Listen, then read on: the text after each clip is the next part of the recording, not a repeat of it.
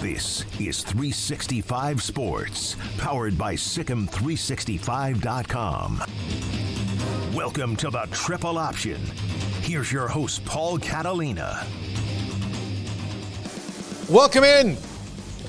Garrett Ross alongside today. Pierre Nugent is in the midst of covering what is turning out to be a very, very awesome NBA playoff series. Yep. That was 2-0.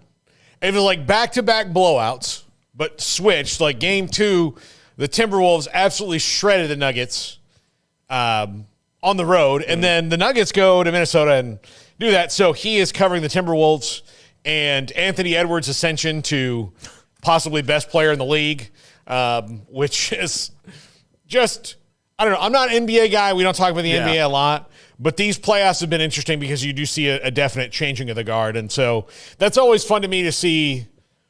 And I think we're in an era where I might like the stars a little bit more than I did in the last era. That's fair. I think I would be there too. I just felt like the last era really kind of got weird. Like you had this buddy system of people that's what I didn't like. And it was now. I don't watch the NBA as much, and honestly, I've probably watched about 5 games all year, and most of those have come in the playoffs, but it does seem like there is a new level of an edge. It's like there's a level of competition that it seems like it's been lacking the past decade or so. The NBA has neutered its regular season because of load management. So, if I'm like, oh, hey, Lakers and Warriors, no LeBron, no Steph, no Clay. It's pointless. No. Like, I don't want to watch preseason games in the regular season. Mm-hmm. That's why we hate the NFL preseason. Yeah. Collectively as a people. Now, NFL preseason games still inexplicably get good ratings to me. And look, I'm a person who watches a lot of the Cowboys preseason out of responsibility as a person who covers the Cowboys. Yeah. Outside of that, I don't watch anybody else's preseason. I do. And I might watch a couple, here and there, because I want to see, I'll watch the first Atlanta Falcons game or two. Oh, yeah. To watch Penix, and see how he does and how he looks. But the thing is that the roster is so in and out, and that nobody really wants to play, and all these other things that, I get that some people get excited by, I want to see this guy from my college play. Okay, great. Or if you're just a fan of the UFL now and want to see the stars of your league today.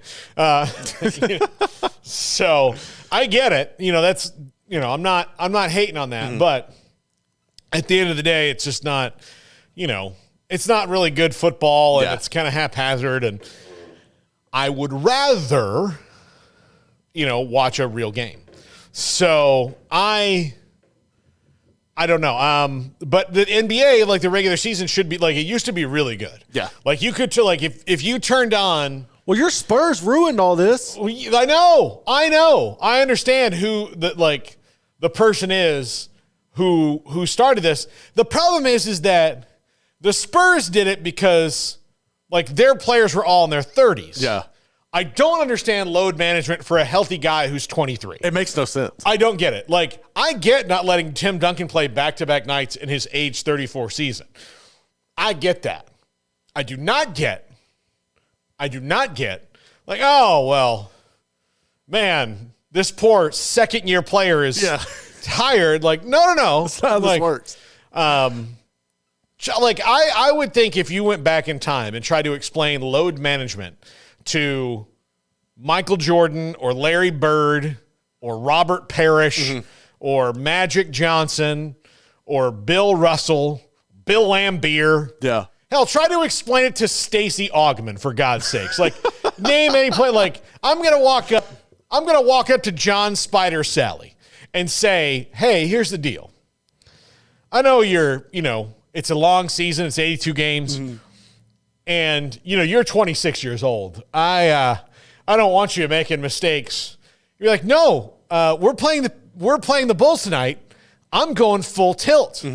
Walk up to Michael Jordan and been like, hey, look, I know that you're on a tear and you're scoring 36 points a game the last 10 games and leading the league. And, we're on a roll and we're, the best team in the league. But, the Magic are coming in here and Shaq's been injured and Penny's just coming back. So why don't you take the night off because we can beat him without you? Like, no. I'm breathing.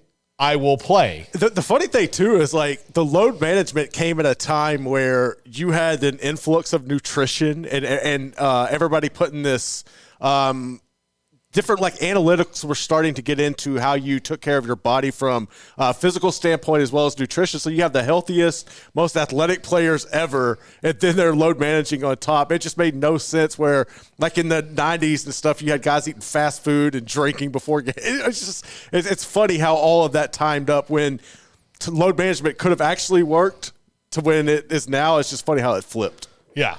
By the way, I was just called a leftist in the chat room, and I am proudly a centrist. I believe both sides are idiots. And here's the deal. One side's winning the race right now, but the other one's not far behind. So I just want that stated before it gets out of control. I'm a centrist. I fully believe that our government is broken, and it's all of their fault. It's more depending on the year and what's going on, it's more one side's fault than the other. But just when you think that your side is doing it right, guess what? They're about to do it wrong.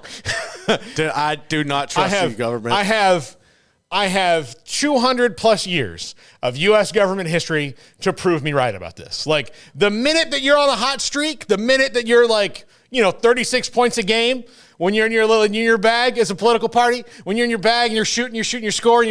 Oh, guess what? We sold out to come up the knees. Boom. They own us all. A new owner comes along, and you're screwed. So anyway, but I really do think here's just the thing I think we should do. I think it would change everything. And this is my last thing in political. Like I'm very much in favor of term limits for everyone. Everyone should not be in government forever. For the sake of them too, like get out and live in the real world for a little bit, so But also that every politician should have a batting average. Mm-hmm. Like everyone should have like if I said I'm going to pass immigration and this reform and this reform and this reform and this reform, and I either voted no on something I said I was going to vote yes for an arbitrary reason, like somebody told me not to, even though I might believe in it, like all these other things that like I'm going to get docked. So I want 300 hitters. Like that's who I want. I want my lineup to get on base. I want that. Like, I want Moneyball here. Let's get on base. Let's score some runs. I don't want, a bunch of people every time you're on like cable news and not like working on something, that's like minus 10 points. Like, boom, you're down. And like most of it right now, like the Mendoza line would be aspirational. 200 would be aspirational. So that's my 2 cents on this. Most politicians are well below the Mendoza line. Well below. Terribly below it. Wouldn't even below Tim Tebow playing for the Mets minor league numbers. Like that's how low they are. Where you wouldn't even consider oh, well, man, like all 5 of our left fielders have been hurt. Mm-hmm. Sign somebody. Just sign somebody. Don't call up any of the garbage we have in the minor leagues. We have messed up there. So anyway, I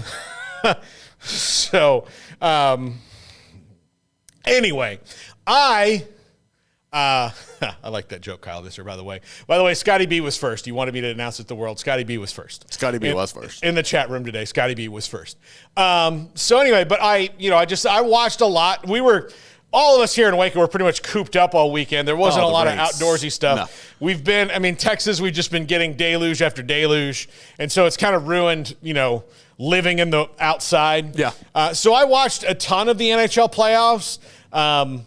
I got in a minor argument with my wife about why the Stars are better than the Predators. And there's no argument, Amanda. Here's the thing. She knows, but she didn't like my assessment because she does, in fact, know a little bit more about hockey than me. But I'm just telling you that when I watch the Preds, and all the times I watched the Preds this year, if they had a lead late, it was dicey. All they have is Philip Forsberg. Yeah. So, but I watched them lose a game to the Stars up 3-1 starting the third period and up 3-2 with 38 seconds left and lost that game on back-to-back. Like the last goal was at like 3 seconds left, but like scored off the face-off and then essentially scored off the next face-off. Yeah, it was bad. And then I watched them do that. They did it in the playoffs a couple times. Like, if the other team pulled their goalie, like the Stars, I said, look, here's the deal. The other night you saw the Stars, the Avalanche pulled the goalie, and they scored 2 empty netters. Nope. When the other team pulled the goalie for the Preds, it was like the worst thing ever because like the extra guy was always better than their, you know. Yep. Yeah. So they could never, like I never once saw him get an empty netter. And I just watched the Stars get 2. And then I watched Vancouver, somebody get one the other. I'm like, so it's not like it's something that, like, it doesn't happen as much as you would think. Right. But, like, the Preds had no threat of it, as where, like, the Stars, like, oh, Tyler Seguin gets the puck. Like, he's one of the best shooters in all of hockey. Like, he only needs you to not be in his way. Well, the Stars, I mean, they have people that can score on every line they put out there. If you look at what Nashville throws out there, you get past their second line, there's really no hope of scoring whatsoever. So, I mean, it's understandable. By the way, I'm going to use this time to announce a future project that we have for you. Garrett is going to do little segments on hockey when it's relevant, like in the playoffs and stuff. We have some housekeeping to do this week. So Thursday and Friday, I'll just tell you now, we're not going to be on the air. We've got housekeeping to do. It's the time of year we've got a sound tech coming in. Like, this is the time of year where we look at everything we messed up and then we try to improve. Fix it. So this is our spring cleaning.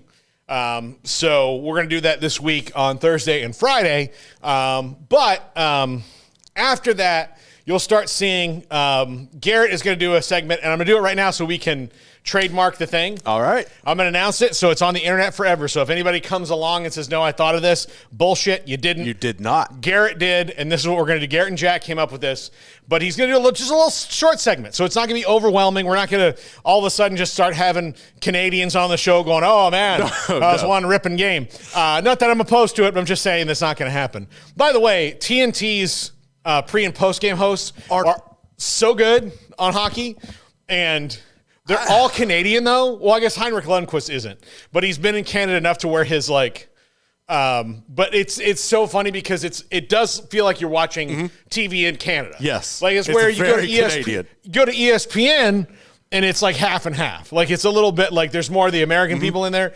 but when you're watching on TNT, it is so Canadian. Yes. So Canadian. Like, it tastes like Nanaimo bars. I mean, like, that's how Canadian it is. About to get some Pizza 73. Yeah. It's like if you watch it for long enough, you'll be like, do I want a Molson 3-0? Yes, give me some Tim Hortons, please. Yeah, exactly. A cup of Tim Hortons. Tim Hortons. But no, it's going to be called Puck Around and Find Out. Puck Around, Find Out. Puck Around and Find Out.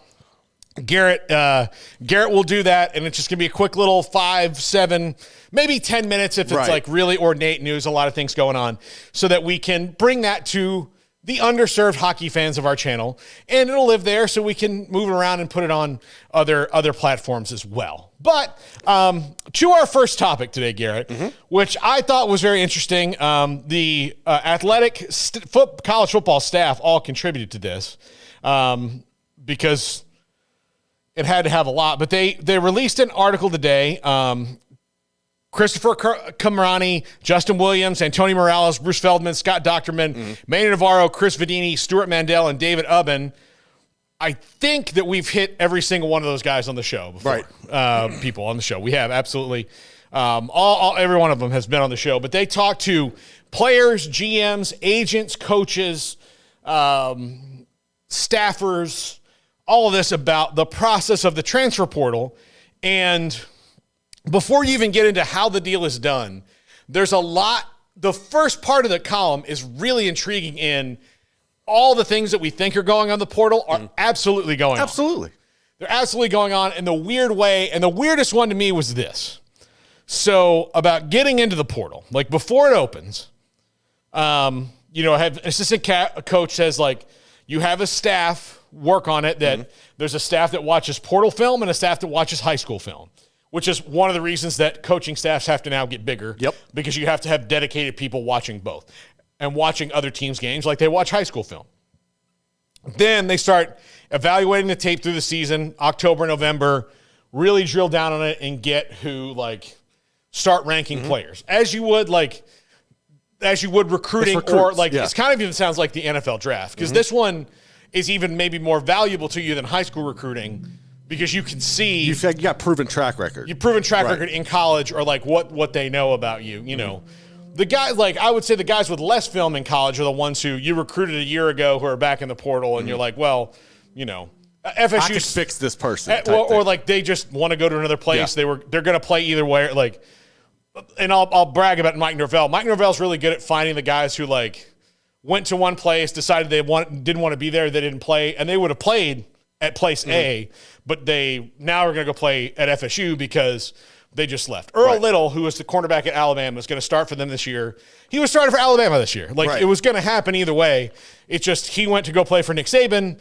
That little detail is over, which we're going to talk about that in the next segment. That little detail is over, so now you move on and you, like, I'll go to the place where I kind of maybe wanted to go to more, but I'm not going to say no to Nick Saban. So, you know, like that's a thing that's about to happen in college football, is that, and even Kirby Smart, like, no coach is going to have that kind of pull. No coach is going to have that pull. I mean, they'll have more pull than others, but it won't be like, crap, like, this kid came here, he liked it, he was about to commit, and then Saban's like, no, I saw that film.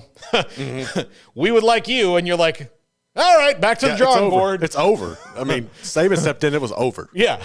You almost had to hope that he, like, missed a guy. Like, didn't see him, never heard of him. You're like, hey, how about Hank Jenkins? He's like, never heard of him. Good. Hank Jenkins, you're coming. Exactly. Nick Saban told me he hates you. Doesn't like your mother, thinks your dad's a jerk, thinks your little sister is going to grow up hideous. Not me. I believe all the opposite of those things. So, but here's the most interesting part of this. The player, these all anonymous too.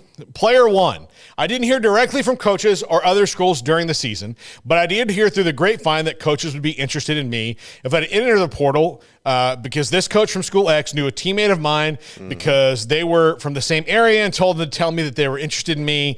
A lot of people from certain teams had followed me on Twitter and other social media to kind of lay the groundwork if I were to enter the portal, and that's how I took it. And a GM said, you can follow a kid on Instagram, you can like his stuff. You know if he's liking your stuff back that he likes you, or if you follow him on Twitter and he follows you back, that kid is not dumb. That's happening for a reason. Back a few years ago when people weren't tampering as much, that's the way you did it. Hey, he followed me back. So this guy even says tampering. Yes. Like, he says it right here. This could happen. Then sometimes the kids will just DM you and tell you they're going in. I think there are some schools that just straight up call the kid, text them, and talk to them. It's reckless. Okay, first off, we've all known it's out there, and coaches are reticent to, like, call people out because the problem is like the minute that you call somebody out, if I'm like, somebody's going to call you out. Garrett did this, and even if I don't think I'm doing it, like, I don't think my staff is doing it, there's probably somebody in your staff who did, because recruiting is really hard. And I'm not saying that, like, breaking the rules is okay or being unethical is okay, but, like, I certainly understand that, like, if I'm UTSA and Texas comes and gets Trey Moore off my roster, that I'm going to go try to replace Trey Moore, and if I have a shortcut to that nobody's going to find out about or nobody can do anything about, that the temptation to use that is pretty great. Like, you would be like, and you'd be like, hey, look, we're not doing this, and then you got that one coach in the corner. It's like, no, of course we're not. None of us are doing it. And then you're like, man, you're really on a roll here. I don't know how, you know. I don't know how you're going to be able to police that, because contracts. Yeah, but I mean, at the same time, because then it's a violation of the contract. So there's legal ramifications for it. That's the only way. I get that, but I think it's still, at the end of the day, if you want a player, you're not going to – if you want something bad enough or somebody bad enough, you're going to do whatever it takes. So, you can put rules in place, and hopefully that'll fix it. And that probably will curtail 95% of these. But you're still always going to have people out there sliding in people in DMs to try to get players. This is no different than, like, 7-on-7 to me. No. Because you have coaches and everybody – like, you see somebody or – you play somebody. It's like, okay, well, I need that over here, and you reach out to a teammate. It's all the same. Okay. It's just leveraging. Let me tell you how dumb recruiting is. Coaches can get in trouble for talking to players and having a Kendall Briles. Kendall Briles talked to some guys at a track meet years ago, and he got punished for it by the NCAA. All right, well, so the recruiting game is so silly that you can go to a kid's track meet knowing you can't talk to him. Yep. Just so he sees you there. Yep. I mean, it's just like it's setting up all these things like, oh, hey, we can't talk to you now. We can't do this, but we know you have a track meet. I want you to see me at this track meet so you know that I care. It's ridiculous. Like, really, something needs to be done about it because some of these things are just so stupid. Like, hey, I didn't talk to him, but the fact that the only reason that Kendall Briles got caught doing that is because there were like 9 other coaches that saw him do it. Yep. So like when, whoever reported him, and then everyone's like, I mean, here's the cell phone picture I took of him doing it so that I could get him in trouble. Nobody will get a cell phone picture of me doing it because I will do it in a place where there's no one else. Right. Like, those things, it's so reckless. Also, I'd like to rewind a little bit to the first thing. And let me take you back to my single days, Garrett, just a little bit here. Following someone, and this is a very much 20 teens to 2020s phenomenon. Okay. A social media phenomenon. Following someone on social media, strategically liking a post, then seeing if that is in turn responses returned to you is now how quite often a mating dance starts in the dating world. Yes. It's how many, many, many hookups have happened. In fact, we're about to hit a generation of Tinder, Bumble, Instagram, Snapchat babies that the story will be like, how did you guys meet? And like, I'll tell you, I met my wife on Bumble. I'm not ashamed of it. It was a great thing. It's how you meet people nowadays. But I don't like the Tinder one would be really bad. But like, oh, your dad, how did we meet? Well, I put a picture of me and my friends up at the beach on Instagram, and he hit like. And then he put up a picture of him and his friends in suits at a wedding, and I hit like. And then we started DMing each other. And then I went over to his house and like, well, don't worry about it. Like the rest is history. Like, it's not like my grandparents like were separated by war, by World War II. People used to have to write letters. Yes. Like, think about the old Civil War letters or like people writing back from the war front back in the day. And they'd be like, oh, if only, things are bleak here, on the front and blah, blah, blah, blah, blah. If only I could see your face. Oh, it will do me so good. And then like, you don't even know, you have no idea when that letter's going to get to her, if you're going to be all these things. And then you're like now it's just like, yo, nice bikini. That's it. That's all it takes. That's all that was. All like you hitting like on that was like, yo, nice bikini. Oh, look, he looks good in a suit. I bet you he's a functional adult. No. He is not a functional adult. No. He just knew what pictures to put up. He didn't have a picture of him holding a fish. That doesn't impress girls. Anybody can catch a fish. It's not hard to do. Children do it all the time. So, but that part of where like, this is how you get young people to like you is you follow them on Instagram, they follow you back and like, ooh, I like that offense. Cool highlight. Yep. Yeah, it's the same way. It's so bizarre. It's so bizarre that this stuff is going on. It is. I mean, but also like it's thing where it's second nature now because and you have so many connections too, and it's just I don't see how you're ever going to get out of this. My thing is when we talk about guide rules and it's things like this. You got to put systems in place where you cannot constantly be reaching out. You need to have structured times.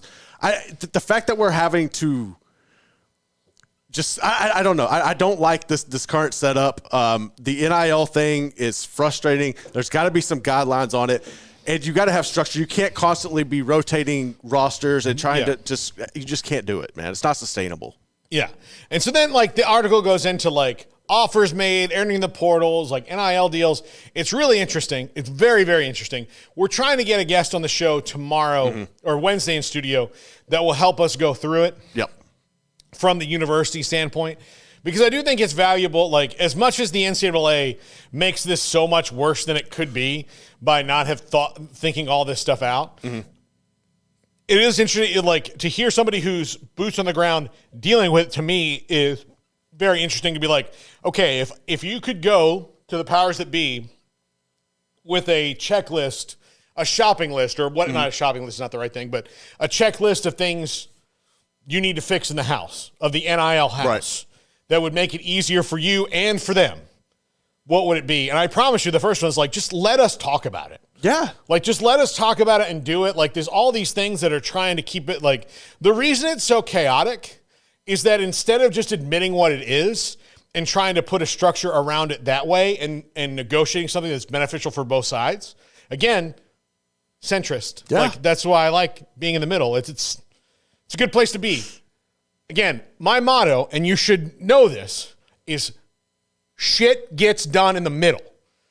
That's where things get done. That's where things get done. It gets done when both sides of a negotiation decide, okay, well, here's what is really important to us, the most important things to us, and the things that we would love to have, but we know that, like, you're not going to do either way. We'll let those go until we figure out a way to maybe do them later. But let's do this because it's good for the collective group of us and will be better for all of us because, well, right now the players think they have a lot of control. A lot of them are getting screwed. And a lot of them are jumping into a system that they don't understand, and there needs to be traffic flow on this thing. Right now it's just ridiculous. So they have to do that, but the first thing they have to do when they do that is stop believing that you can have any semblance of the old system.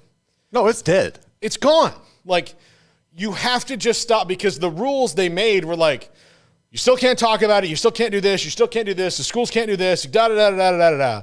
But, like, we can't stop you from doing anything. So, like, okay, so the really only rule is we can't openly talk about it. It's pretty much. Just don't get caught. So don't openly talk about it. So that's the one rule we have to follow. Of all the other rules, well, that's a really easy rule to follow. Yeah. Like, it really is. Like, ask me how much I'm getting in the NIL portal, Garrett. How much you getting? Oh, I can't really talk about that. That's not, I don't know what the whole team budget is. Like, I don't know, that's for the collectives. I encourage people to support the collective. I'll certainly be at every single one of their fundraisers they ask me to be at, but I'm not going to talk about it. Yeah. And, so. I think that's one of my biggest problems is you're having to rely on, I don't like that you're relying on your fans and people to pay for the play. Like, there's got to be something put in place. Hopefully they'll come to this collective bargaining agreement or whatever, but you can't keep relying on fans to pay for players to come to a school. At some point, that's not how this works. It needs to come from in my opinion, it needs to come from the organizations who are making all the millions from the TV and everything else. They need to put something in place and pay, and you need to let your fans actually just sit back and enjoy the game. And let the collectives pay whoever they want.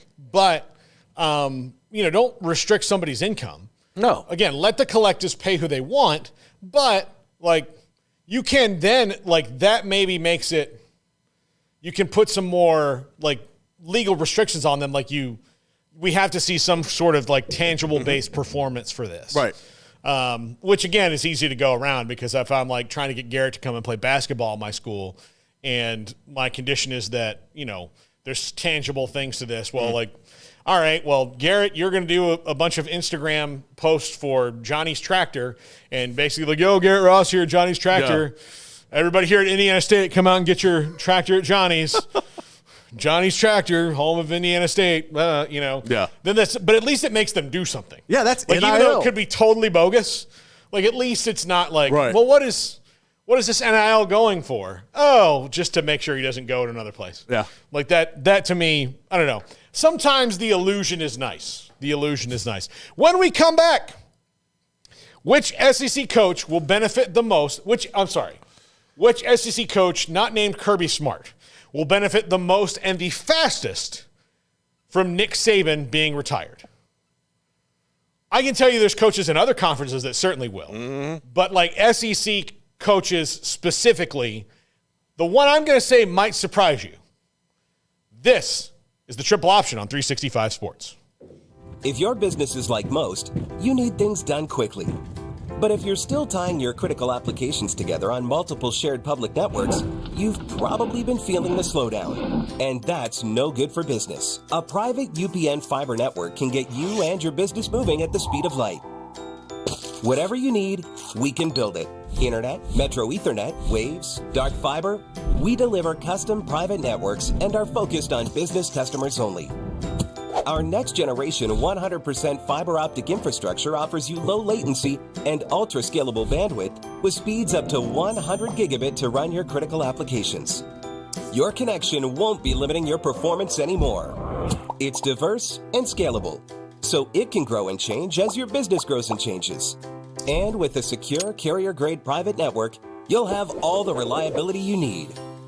Contact UPN today to learn more. Fast just got faster.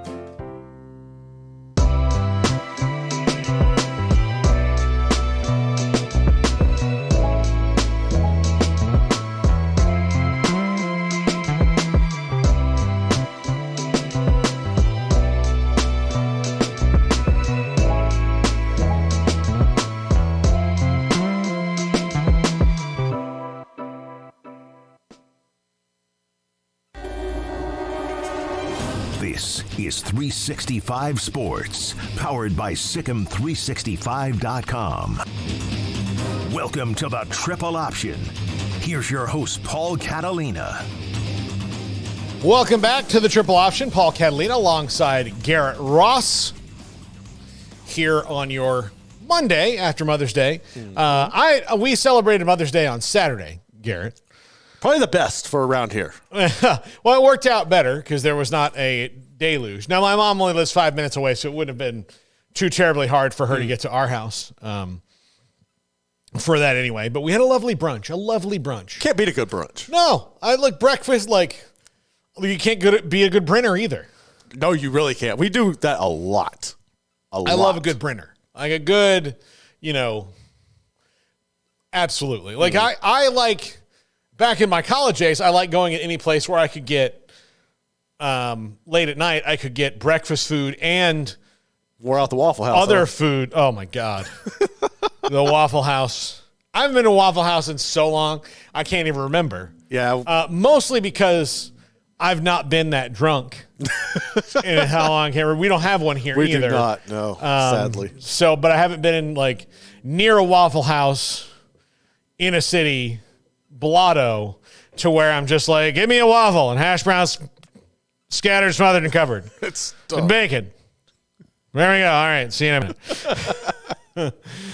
So, no, I haven't been there. But, okay, Garrett. Mm-hmm.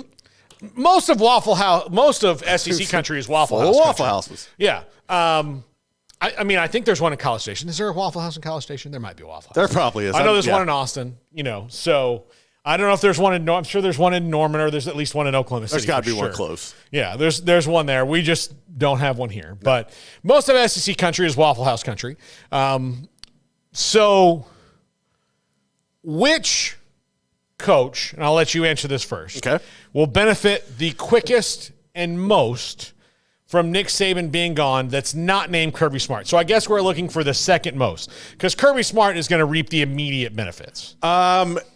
Steve Sarkisian, 100%. Because you could go so many different angles with this. And honestly, if NIL wouldn't have been a thing, I think you could have probably started with Auburn and Hugh Freeze, because that would have been your number one rival.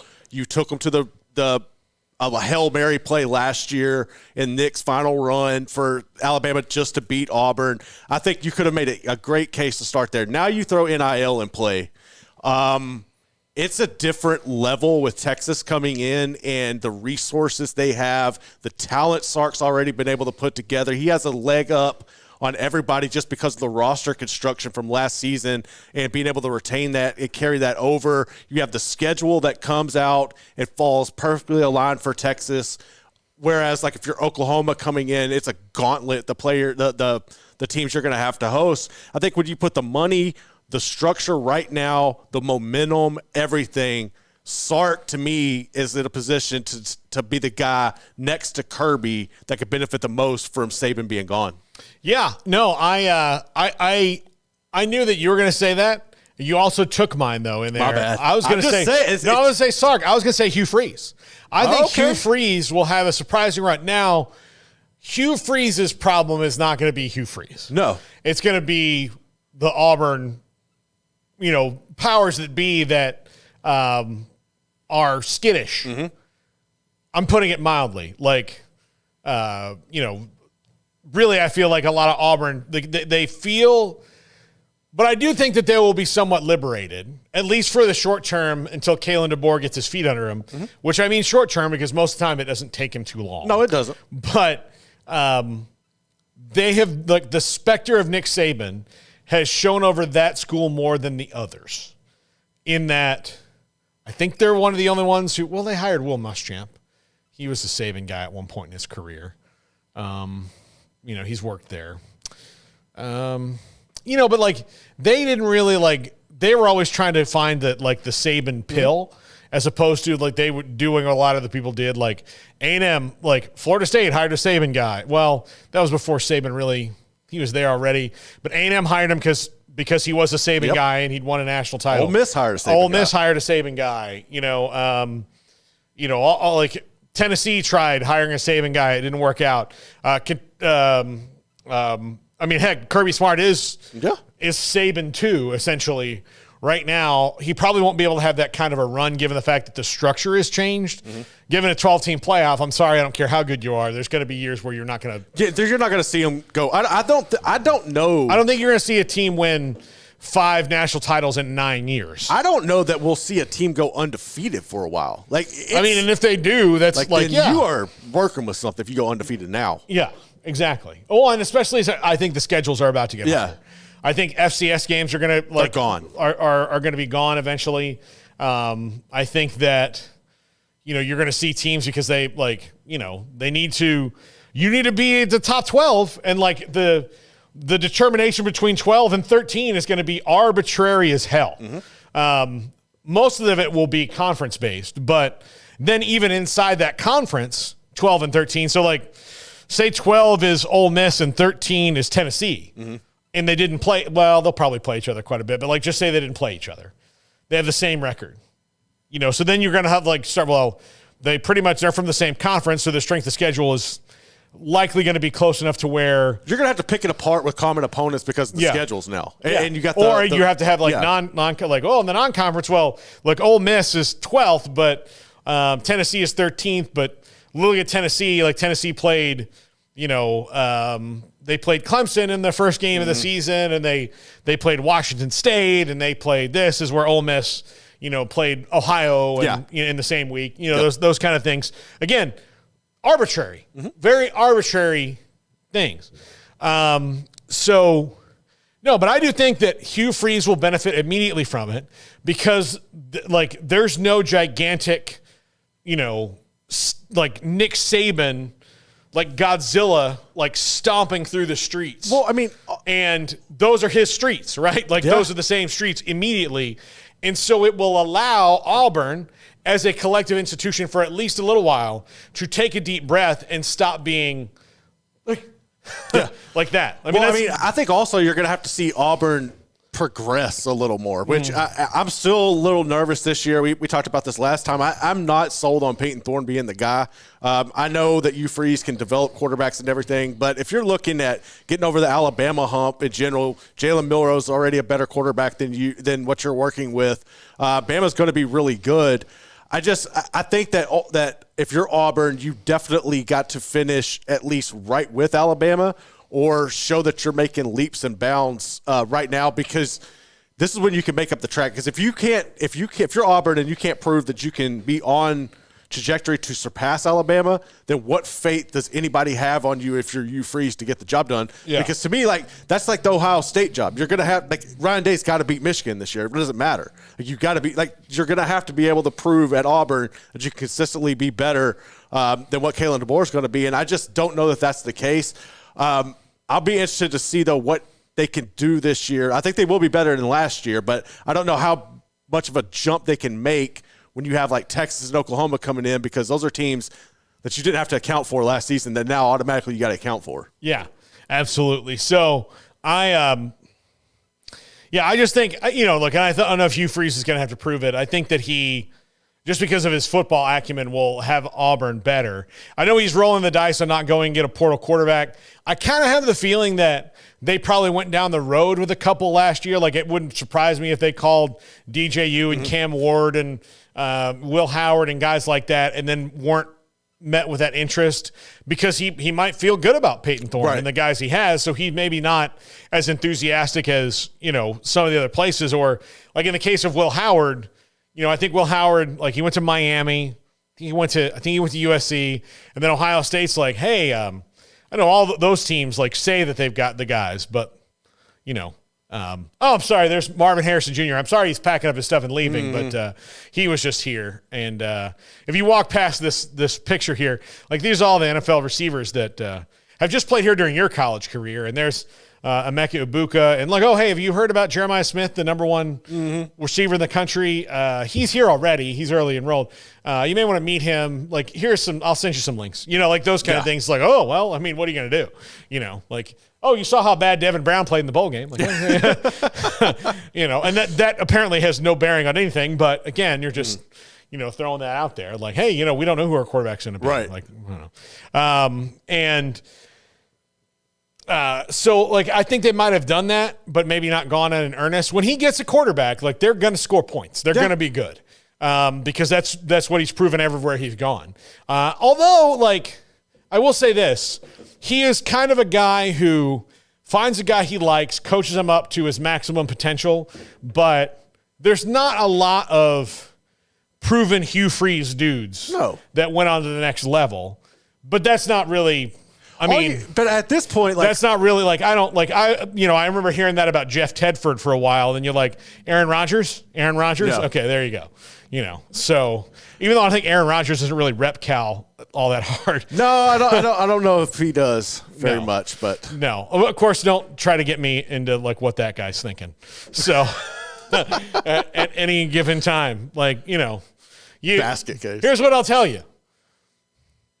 If you throw 500 touchdown passes and bang one witch, you're not a quarterback so much anymore as you are the guy who banged a witch. It's the wizard. Just going to say it. So that's just how it happens. Drew Brees never did that. No, he did just not. kept throwing touchdowns. So, but yeah, I don't know. Like, I do think Hugh Freeze role. Brian Kelly. Here's the thing: Brian Kelly better. Like, he has stepped into a situation where, without anything that he did at all, other than beat him one time by 1 point in overtime. Other than that, Brian Kelly, through no accomplishment of his own, has walked into a situation at LSU where, okay, now the giant is gone, and I can, like, if not for Alabama being this good, LSU would have, like, LSU's, like, if Nick Saban never goes to Alabama, say he's wildly successful with the Dolphins. What is LSU's story over that time? Well, if Saban wouldn't have went to Bama and LSU would have got a damn quarterback before Joe Burrow, I think that LSU could have been what Bama was. But also at the same time, like, I don't know realistically where LSU is at in the current landscape. Like, I respect and I like what Brian Kelly said the other day. And I know he caught hell for some of his comments he made, but I like the idea of him saying we're not going to go out and just buy players who only want money. I get that. But overall, I don't know how healthy LSU's budget is, like to compete. I don't know if I could consistently expect LSU to compete for like win national championships. Like I think they could be in the mix, but I don't know the way things have changed. If Brian Kelly, like I'm kind of wondering if we kind of should shift how we view this tenure a little bit. Well, I mean, again, he's stepped into a really good situation right here. Yeah, he has stepped into it, and the good news and bad news is like it's all on him. It is. It's all on him. That's what makes me nervous. It's all on him. So, I'll use our personal example.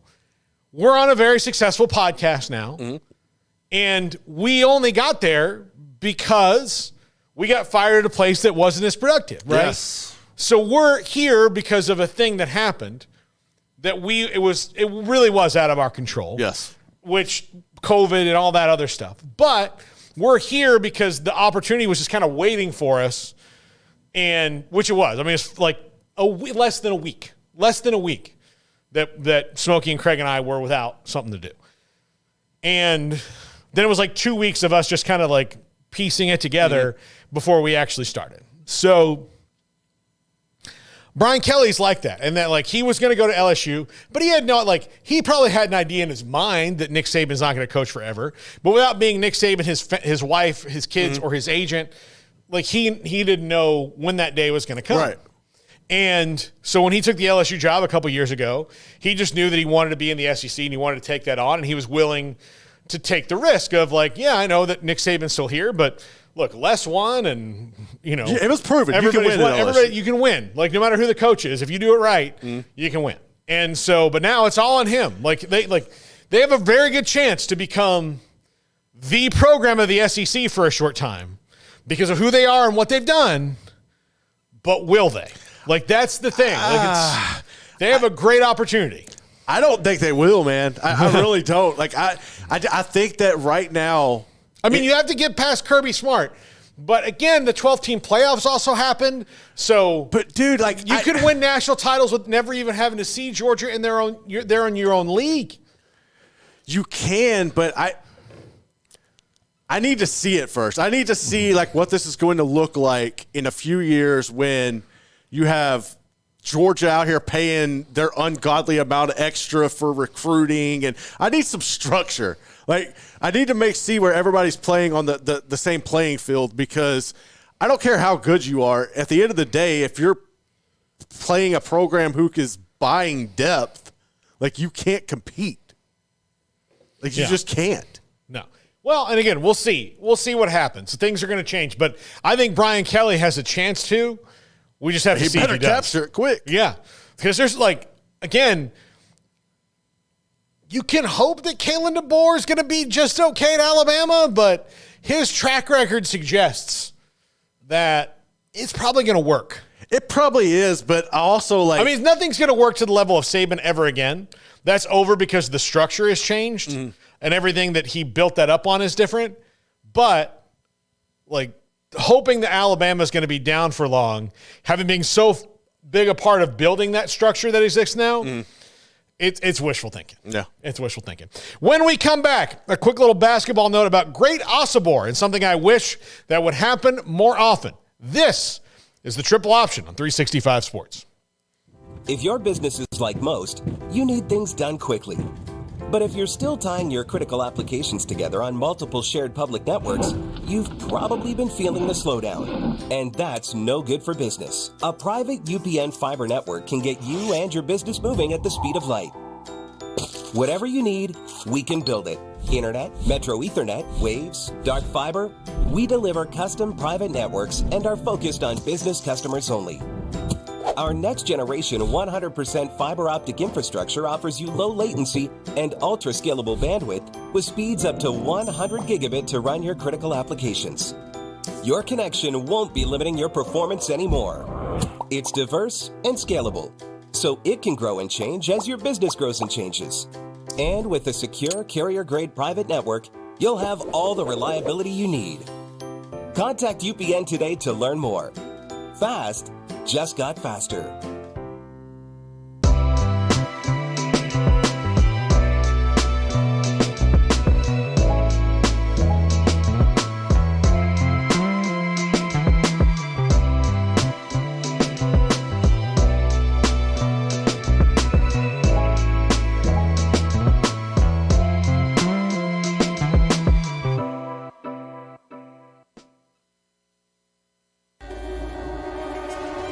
This is 365 Sports, powered by Sikkim365.com.